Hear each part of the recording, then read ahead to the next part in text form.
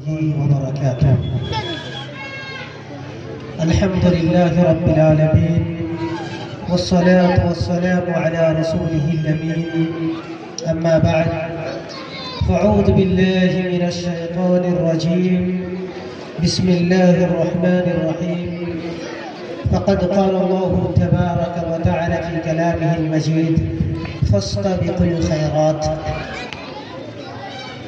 وعن أبي أيوب الأنصاري رضي الله عنه قال: قال رسول الله صلى الله عليه وسلم: من صام رمضان ثم اتبعه بست من شوال كان كصيام الدهر. رواه مسلم. قابل قدر جناب صدر اور اسٹیج پر جلوہ فروز علماء کرام اور پنڈال پر تشریف فرما معزز سامعین اعظام، اپنی بات رکھنے سے قبل میں اس گاؤں کے باشندگان خصوصاً اور عموماً جہاں تک میں چاہوں گا کہ یہ پروگرام، یہ دینی جلسہ آپ نے قائم کیا ہے تو اس کی کامیابی اور اس کو بحسن خوبی پائے تکمیل تک پہنچانے کی ذمہ داری بھی آپ پر ہی عائد ہوتی ہے، اور اس وقت آپ اس ذمہ داری سے سبکدوش ہوں گے جب آپ کی تشریف آوری یہاں تک ہوگی۔ اس لیے بلا تاخیر آپ لوگوں سے گزارش ہے کہ اس دینی محفل میں شریک ہو جو صحابہ کا طریقہ رہا ہے، سلف صالحین کا طریقہ رہا ہے کہ جب کوئی دینی مجلس کا انعقاد ہوتا تھا تو سلف کا طریقہ ہوتا تھا کہ اس دینی مجلس میں شریک ہونے کے لیے دور دور سے تشریف لاتے تھے، اور اگر کسی کے لیے تشریف لانا ممکن نہیں ہوتا تھا تو دینی باتوں تک رسائی حاصل کرنے کے لیے، دینی معلومات تک اپنے آپ کو پہنچانے کے لیے اپنے بھائی کو بھیج دیتے تھے کہ تم جاؤ اس مجلس کے اندر جاؤ، اور جو وہاں شرعی باتیں ہوں گی، وہاں جو قال اللہ اور قال الرسول کی باتیں ہوں گی، ان باتوں کو لا کر مجھ تک بتاؤ۔ یہ ہمارے سلف کا طریقہ تھا۔ اس لیے میں اپنی باتوں سے ہٹ کر، اپنی تقریری باتوں سے ہٹ کر میں بارہا آپ سے یہ اپیل کرنا چاہوں گا کہ آپ اسٹیج پر تشریف لائیں۔ یہ ہمارے گاؤں کا یہ امتیازی وصف رہا ہے، شروع سے یہ طریقہ رہا ہے کہ جب بھی گاؤں والے اس دینی مجلس کو کما حقہ بحسن خوبی پائے تکمیل تک پہنچانے کے لیے اسٹیج تک تشریف لاتے ہیں اور خطباء کرام کے مواعظ حسنہ سے مستفید ہوتے ہیں۔ اس لیے میں بارہا گزارش کرنا چاہوں گا کہ آپ تشریف لائیں۔ الغرض میں اپنی باتوں کی طرف پلٹنا چاہتا ہوں۔ میں نے خطبہ مسنونہ کے اندر صحیح مسلم کی ایک حدیث پڑھی ہے جس کا سیدھا سا ترجمہ یہ ہے۔ ابو ایوب الانصاری رضی اللہ عنہ فرماتے ہیں کہ اللہ کے نبی جناب محمد رسول اللہ صلی اللہ علیہ وسلم نے ارشاد فرمایا کہ جس نے رمضان کے مہینے کا روزہ رکھا،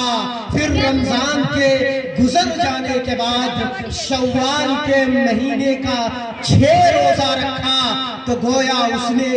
زمانے بھر کا روزہ رکھا۔ یہ حدیث اللہ کے نبی جناب محمد رسول اللہ صلی اللہ علیہ وسلم کی صحیح حدیث ہے، جس کے اندر نبی کریم صلی اللہ علیہ وسلم نے بیان کرنا چاہ رہے ہیں کہ رمضان کے روزے کے بعد اگر کسی انسان نے نبی کی سنت پر عمل کرتے ہوئے شوال کے مہینے میں 6 روزوں کا اہتمام کیا تو اس انسان کے اجر و ثواب کا یہ معاملہ ہوگا کہ گویا کہ وہ پورے سال بلکہ پوری زندگی کا روزہ رکھ رہا ہے۔ پورے سال کے روزے کا جو اجر و ثواب ہے، جو نیکیاں ہیں، اس انسان کو ملتا ہے کہ جس نے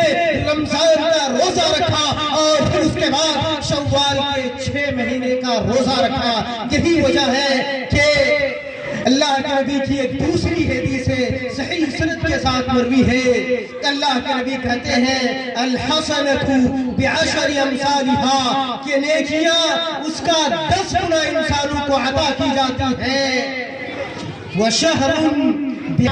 چونکہ ہر نیکی 10 نیکیوں میں تبدیل کر دی جاتی ہے. تو جب ایک مہینے کی نیکی کو آپ گناہ کریں گے 10 سے تو سیدھا سا مطلب یہ نکلے گا کہ آپ کے رمضان کا روزے کا جو اجر و ثواب ہے اگر آپ نے رمضان میں روزہ رکھا ہے تو وہ اجر و ثواب 10 مہینوں کے برابر ہوگا. پھر اللہ کے نبی نے کہا کہ وَصِيَامُ 6 أَيَّامٍ بِشَهْرَيْنِ اور پھر اس کے بعد جو شوال کے 6 روزے کو رکھے گا تو اس 6 روزے کے اجر و ثواب 2 مہینے کے برابر ہوگا. گویا کہ رمضان کے روزے کا اجر و ثواب 10 مہینے کے برابر اور پھر شوال کے 6 روزوں کا اجر 2 مہینے کے برابر. اور ان دونوں کو جب آپ ملائیں گے تو ان کا اجر و ثواب 12 مہینے کے برابر ہو جائے گا. اور یہ ہوگا گویا اس کا مطلب یہ ہوا کہ اگر آپ نے رمضان کا روزہ رکھا پھر اس کے بعد شوال کے 6 روزے کو آپ نے اپنے زندگی میں برتا تو یہ اجر و ثواب میں پورے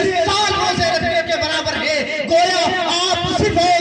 36 یا 35 روزہ رکھیں گے اور پورے سال آپ کو روزے کا اجر و ثواب ملے گا. جب یہ اجر و ثواب جب یہ نیکی اللہ کے نبی نے آپ کو آفر کیا ہے لازم ہے کہ آپ ان روزوں کی اہمیت کو سمجھیں اور رمضان کے مہینے کے ساتھ ساتھ شوال کے اس 6 روزے کا بھی اہتمام کریں تاکہ آپ پورے سال بھر روزے کے اجر و ثواب سے اپنے آپ کو مستحق بناتے رہیں. آپ کے نیکیوں میں پورے سال روزے کا اجر و ثواب لکھا جاتا رہے. اس لیے اسی طریقے سے شوال کا لوگ یہ سمجھتے ہیں کہ شوال کا یہ 6 روزہ پے در پے لگاتار رکھنا ہے. یہ کوئی ضروری عمل نہیں ہے بلکہ اللہ کے نبی نے کہا کہ شوال کے مہینے میں جو 6 روزہ رکھتا ہے اس کا مفہوم یہ ہوا کہ آپ لگاتار شوال کے مہینے میں روزہ رکھ سکتے ہیں یا پھر ہفتہ میں 1 روز 2 روز اپنے سہولت کے اعتبار سے پورے مہینے میں جس طریقے سے آپ کو سہولت ہو انفرادی طور پر یا پھر لگاتار جس اعتبار سے بھی آپ کے لیے آسانی ہو شوال کے آپ 6 روزہ رکھ سکتے ہیں. ہفتہ میں 1 روزہ یا پورے ہفتہ بھی رکھ سکتے ہیں. کوئی اس طرح کی کوئی قید و بند نہیں ہے بلکہ صرف اور صرف شرط یہ ہے کہ آپ شوال کے مہینے ہی میں وہ 6 روزہ رکھ لیں تو آپ کی طرف سے کافی ہوگا. اسی طریقے سے بعض لوگوں کا یہ گمان ہے کہ یہ شوال کا روزہ 2 ہے بلکہ آپ 20ویں شوال سے بھی شروع کر سکتے ہیں. آپ اپنے ثوابیت کے مطابق جب چاہے شوال کا روزہ رکھ سکتے ہیں. اسی طریقے سے ایک مسئلہ یہ بھی آتا ہے کہ اگر کسی کا رمضان کے مہینے کا جو اجر و ثواب ہے اس انسان کو مل پائے گا کہ جس نے رمضان کا مکمل روزہ نہیں رکھا ہے. میں آپ کو بتا دوں کہ اگر آپ نے کسی عذر شرعی کی بنیاد پر اس روزے کو چھوڑا ہے اور پھر شوال کا مہینہ آ گیا اور آپ نے شوال کا روزہ رکھا تو یقیناً شوال کے روزے کا جو اجر و ثواب ہے وہ آپ کو ملے گا ہی. وہ اس اعتبار سے کہ لغت میں جب رمضان کے مہینے یا شوال کے مہینے کا اعتبار ہوتا ہے کیا جاتا ہے تو اس سے مراد پورا مہینے کا روزہ نہیں ہوتا بلکہ اکثر و بیشتر روزہ ہوتا ہے. آئیے حدیث کی روشنی میں آپ کو بتاتا ہوں. اللہ کے نبی کی پیاری حدیث ہے. اللہ کے نبی نے کہا من قام لیلۃ القدر ایمانا واحتسابا غفر له ما تقدم من ذنبه کہ جس نے لیلۃ القدر میں پوری رات نہیں بلکہ قیام اللیل کا اہتمام کیا, تراویح کا, تہجد کا اہتمام کیا, وہاں پوری رات جاگنے کا اعتبار نہیں کیا بلکہ صرف قیام اللیل کا اعتبار کیا. اس سے پتہ چلتا ہے کہ اگر انسان رات کے اکثر حصے میں جاگتا ہے, اگر کوئی رمضان کے مہینے میں 15 دن سے زائد روزہ رکھتا ہے تو اس کو مہینے کا روزہ دار سے تعبیر کیا جا سکتا ہے. اس لیے اگر کسی نے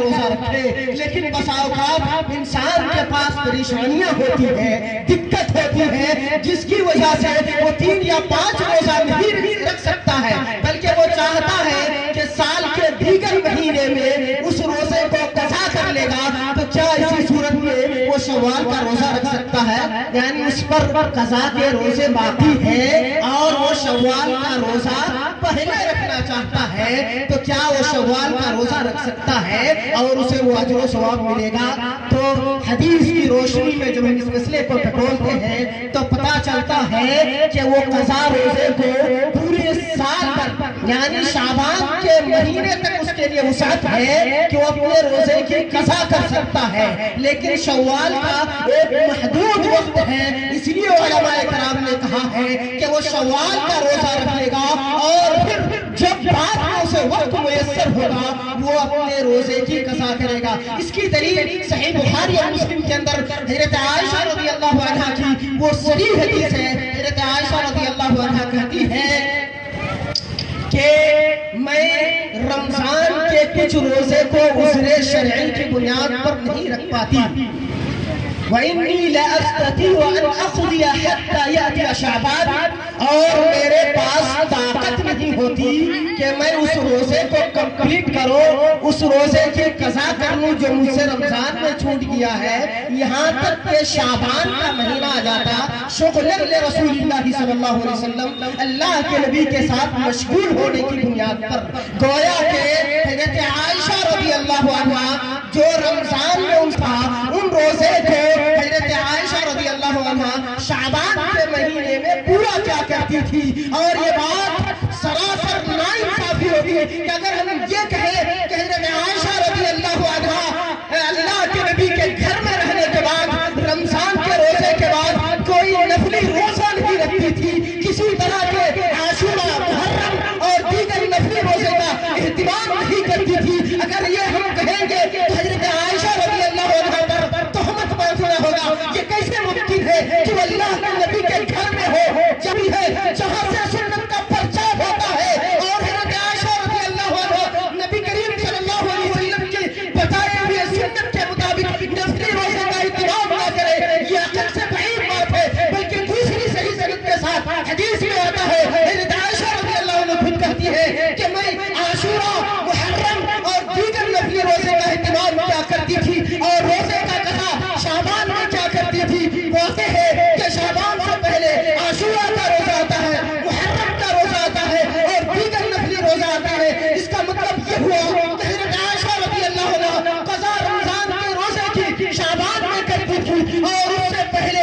شوال کے مہینے، محرم کے مہینے، عاشورہ کے مہینے میں روزے کا اہتمام کرتی تھی۔ تو پتہ یہ چلا کہ ہم رمضان کے روزے کی قضا بعد میں بھی کر سکتے ہیں، اور اگر ہمیں شوال کا مہینہ میسر ہو جائے تو ہم ان 6 روزوں کا اہتمام کر سکتے ہیں، جن 6 روزوں کو رکھ کر ہم پورے سال اجر و ثواب کے مستحق ہوں گے۔ لہذا ضرورت اس بات کی ہے کہ ہم نے رمضان کے مہینے میں جو مشق کی ہے، اللہ نے جو ہمیں رمضان کا مہینہ دیا تھا وہ صرف روزہ اور تقوی شعاری کے لیے نہیں، بلکہ اس کے پتے پتا بہت بڑی مصلحت ہے۔ وہ یہ مصلحت ہے کہ اللہ رب العالمین آپ کو روزے کی مشق کروانا چاہتا تھا، اللہ رب العالمین آپ کو بھوک اور پیاس سے تڑپا کر یہ درس دینا چاہ رہا تھا کہ دنیا کے اندر نہ جانے کتنے ایسے لوگ ہیں جو بھوکے ہیں، پیاسے ہیں، ان کو کھانا میسر نہیں ہے، ان کو پانی میسر نہیں ہے۔ تو جس طریقے سے رمضان میں تجھے بھوک کی شدت، پیاس کی شدت نے تڑپایا ہے، دنیا کے اندر بہت سارے لوگ اسی تڑپ کا احساس کر رہے ہیں۔ اٹھو، جاؤ اور ان لوگوں کی مدد کرو